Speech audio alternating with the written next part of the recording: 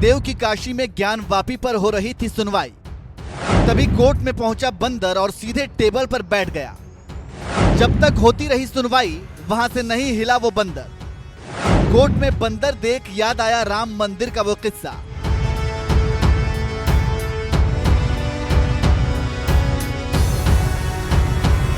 भगवान राम की जन्मभूमि अयोध्या में बाबरी का विवादित ढांचा हट गया और वहां भव्य राम मंदिर भी बनकर तैयार हो गया, जहां लाखों करोड़ों भक्तों का सैलाब उमड़ रहा है। और वहीं अब महादेव की काशी में ज्ञानवापी मंदिर और मस्जिद को लेकर कोर्ट में लड़ाई चल रही है, जिस पर वाराणसी के जिला अदालत में शनिवार को एक अहम सुनवाई हुई। और इसी दौरान एक ऐसा नजारा देखने को मिला जिसे देखकर ऐसा लग रहा मानो जैसे साक्षात बजरंग बली खुद महादेव के ज्ञानवापी मंदिर की सुनवाई देखने के लिए कोर्ट में मौजूद हों।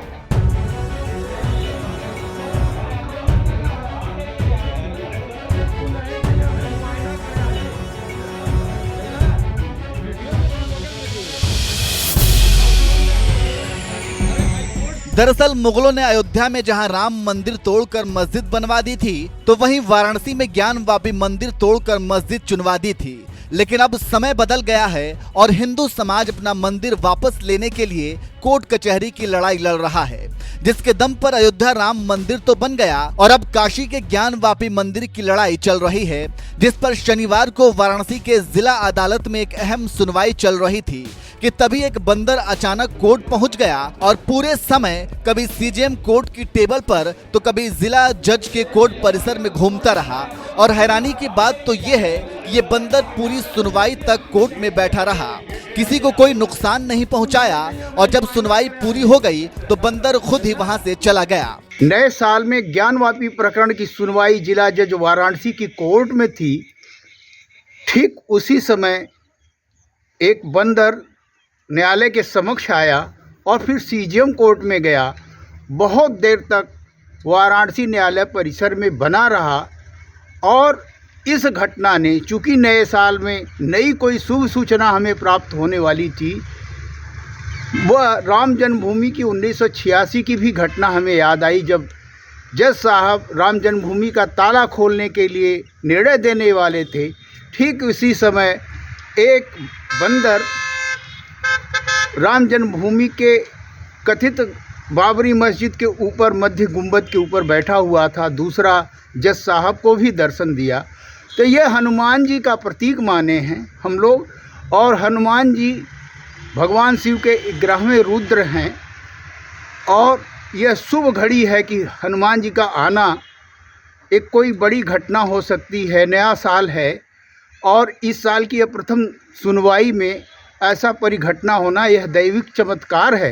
इस पूरी घटना को लोगों ने मोबाइल में कैद कर ली, जिसके बाद सोशल मीडिया पर यह वीडियो तेजी से वायरल हो रही है।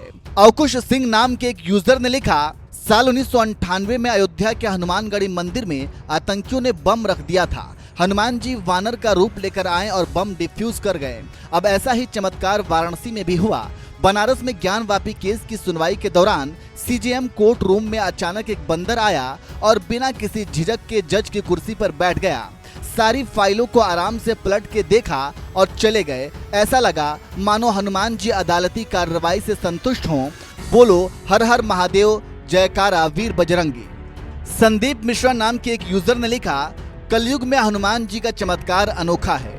अयोध्या में बम डिफ्यूज करने से लेकर आज ज्ञानवापी केस की सुनवाई के दौरान वाराणसी कोर्ट में बंदर का पहुंचना, यह बजरंग बली की शक्ति और आशीर्वाद का प्रमाण है। जय श्री राम।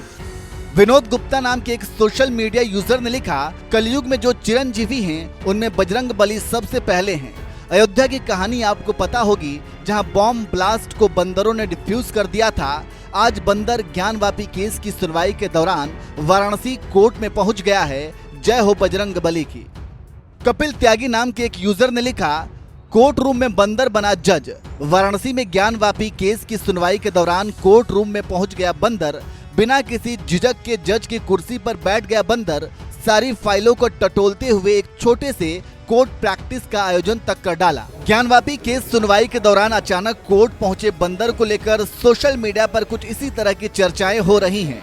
कोई उन्हें बजरंग बली बता रहा है तो किसी को अयोध्या की 39 साल पुरानी घटना याद आ रही है, जब आज से करीब 39 साल पहले 1986 में अयोध्या में विवादित ढांचे के परिसर को तत्कालीन जिला एवं सेशन जज के.एम. पांडे के आदेश पर खोला गया था, जिन्होंने साल 1991 में छपी अपनी आत्मकथा में एक घटना का जिक्र करते हुए बताया था कि वह जब ताला खोलने का आदेश लिख रहे थे, उनकी अदालत की छत पर एक काला बंदर पूरे दिन फ्लैग पोस्ट पकड़कर बैठा रहा। जो लोग फैसला सुनने के लिए आए थे वह बंदर को फल और मूंगफली खिला रहे थे, लेकिन उसने कुछ नहीं खाया। वहीं फैसला सुनाने के बाद वह बंदर चला गया। इसके बाद डीएम और एसएसपी उन्हें छोड़ने के लिए घर तक आए। उस समय भी वह बंदर उनके घर के बरामदे में बैठा मिला। उन्होंने लिखा कि वह दैवीय ताकत थी और उन्होंने उसे प्रणाम किया।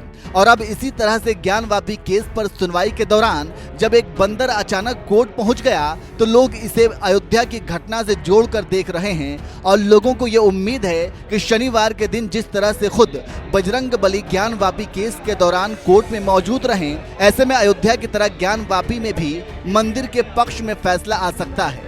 बहरहाल इस पूरे मामले पर आपका क्या कहना है, अपनी राय हमें कमेंट करके जरूर बताएं। और साथ ही सीएम योगी ने ज्ञानवापी मामले को लेकर क्या कुछ कहा था, आइए आपको सुनाते हैं। अगर हम उसको मस्जिद कहेंगे तो फिर विवाद होगा, हमें ज्ञानवापी बोल देना चाहिए। वो ज्ञानवापी है और माननीय न्यायालय में गया है, माननीय न्यायालय स्वयं देख लें। अगर वहाँ साक्ष्य हैं, भौतिक साक्ष्य हैं, शास्त्रीय प्रमाण होंगे, अन्य पुरातात्विक प्रमाण भी होंगे, तो स्वाभाविक रूप से इस पे निर्णय होना चाहिए। और मैं अपील करूंगा मुस्लिम समाज से भी, देखिए हमें आज विकास के बारे में चर्चा करनी चाहिए। पाकिस्तान की दुर्गति और उसकी दलिद्रता और उसकी छीना झपटी आप देख रहे होंगे, क्या दुर्गति प्राप्त कर रहे हैं।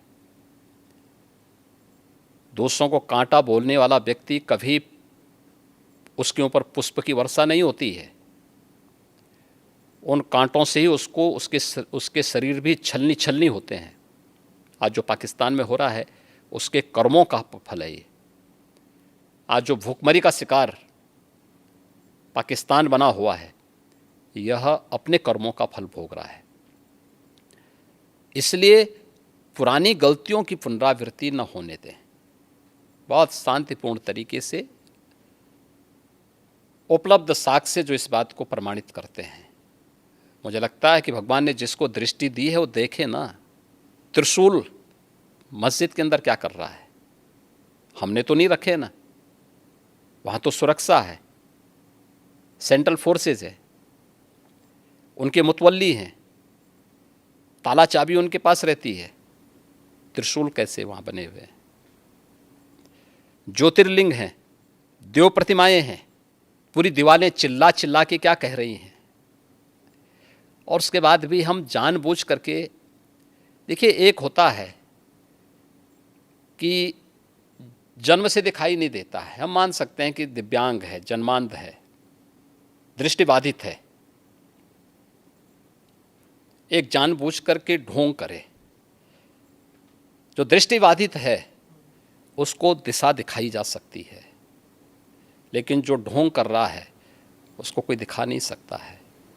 आप ढोंगी किसे कह रहे हैं? मैं इसीलिए कह रहा हूँ ना, जो उन प्रमाणों को नकार रहा है, उन प्रमाणों के बाद भी ये कहता है कि नहीं साहब, तो ज़बरदस्ती वाली बात करते हैं। देखिए, आप इतिहास में तोड़ मरोड़ कर सकते हैं, लेकिन उन ऐतिहासिक साक्ष्यों के साथ नहीं जो वहाँ की दीवारें चिल्ला चिल्ला के कहती हैं, और उन ऐतिहासिक साक्ष्यों को भी देखने की आवश्यकता है।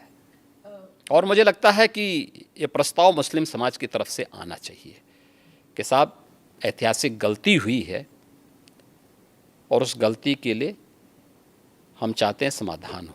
आपने मुस्लिम समुदाय के साथ कोई देखिए, हमने अपनी तरफ से कोई पहल नहीं की है, वे पहल करना चाहेंगे तो जरूर विचार करेंगे। काशी तो भगवान विश्वनाथ की पावन नगरी है।